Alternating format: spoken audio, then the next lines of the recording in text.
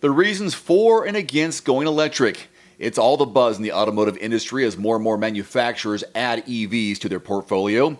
3 reasons to drive electric, then we'll go 3 reasons not to go electric. Beginning with this, there are deals to be had. A couple of its models are among the top 15 best-selling vehicles in the US, but Tesla has already cut prices on its models 6 times this year in an attempt to get more of its cars into the marketplace. For a brief time, the Model 3 was priced under $40,000, significantly cheaper than the average transaction price for a new electric vehicle. Some EVs are cheaper alternatives to internal combustion varieties, and even more are coming as competition increases and if Tesla's cuts spark a price war. Reason number 2 to go electric, federal tax credits. There are many regulation details to sift through, but in general, qualified EVs are eligible for a maximum government tax credit of $7,500 and a credit of $4,000 for a used clean vehicle, up to a maximum sales price of $25,000. Taking advantage of a significant tax credit might sway you to buy now. However, as Kelley Blue Book suggests, you may want to delay your purchase until 2024, when the $7,500 credit can be taken as a rebate directly from the dealer. And the third reason for going electric, high performance. From a strict performance standpoint, EVs drive like a dream compared to conventional vehicles. I've got one, so I know this from personal experience. Quick acceleration that produces peak torque from a standstill, superb lower center of gravity handling, and less maintenance, almost no maintenance, which are attractive perks to people who can expect the most efficient and clean operation from their cars. No oil changes. That is a big deal. Time saving of not having to go to the gas station. And now 3 reasons against going EV, or at least waiting a little bit longer. Price.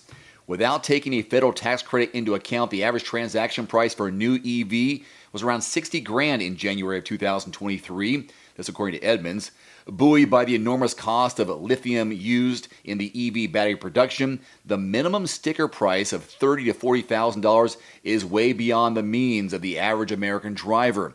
As EVs begin to dominate the market, costs will drop, but in the meantime, manufacturers are seemingly placing profits before sales at the moment. Number 2, a lack of charging stations and infrastructure throughout the U.S. The Infrastructure Investment and Jobs Act of November 2021 allocated $7.5 billion to building out a nationwide charging network and was initially focused on installing fast chargers along the interstate highway system, thus extending longer distance travel. However, with an approximate 56,000 EV charging stations and 148,000 charging ports throughout the U.S., infrastructure needs to be expanded threefold to meet future numbers, and existing ports and stations need to be better maintained. And the third reason to hold off on buying an electric vehicle, range anxiety. Drive ranges are expected to improve as technology moves manufacturing, but EVs have a shorter driving range than conventional vehicles and need more frequent stops to, quote, fuel up or power up. Unless you have the funds to buy a luxury model with EPA range estimates like the Lucid Air, which is 516, or a Tesla Model S, which is 405, Hyundai Ioniq, which is over 360, you're looking at an average range under 300 miles for today's EVs.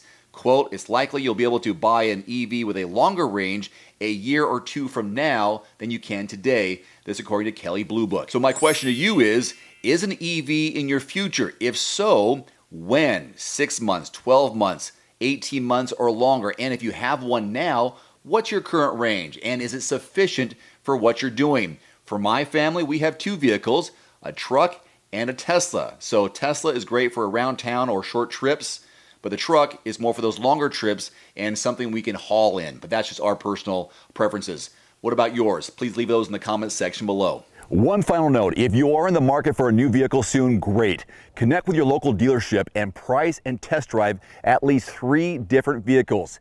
A vehicle's strengths and weaknesses can only be discovered when you are behind the wheel. My reviews can be good, but you need to test drive these yourself. Visit quotes.everymandriver.com, select the make, model, and your zip code, and you'll get invoice pricing in your area on those vehicles. Shop smarter with price quotes at quotes.everymandriver.com. Thanks for watching. Please click subscribe and give us a thumbs up. See you next time.